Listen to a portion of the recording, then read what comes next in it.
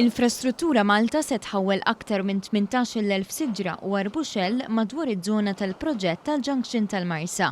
Dan huwa biss parti minn tisbieħ li se jsir f'din iż-żona li jinkludu wkoll installazzjonijiet artistiċi.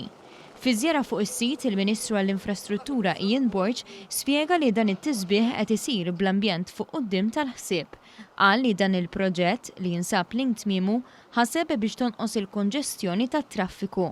Il-fatt li bħalissa qegħdin fuq korsija illi se tkun dedikata biss għal dawk li jsuqu ir-roti u il-fattur ieħor li għandek park and ride li se jkun qed joffri intermodalità għal min ikun jixtieq ikompli il-kumplament tal-vjaġġ tiegħu permezz tat-trasport maqsum bejn ħaddieħor. Is-Segretarju Parlamentari għal Fondi Ewropej Stefan Drinzo Azzopardi spjega kif dan il-proġett għamel użu minn 52 miljun euro minn fondi tal-Unjoni Ewropea.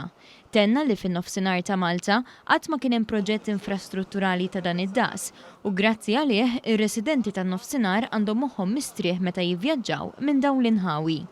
Dan huwa proġett li nistgħu nqisuh bħala a game changer fil-qasam tal-infrastruttura ta' pajjiżna, kemm id-daqs ta' proġett illi ġie introdott, is-sistemi u d-disin tiegħu, kif ukoll il-fatt li dan ħaseb f'kull aspett mhux biss fil-karozzi, iżda wkoll fl-użu tar-roti f'min irid jimxi u anke aspetti ta' mass transport.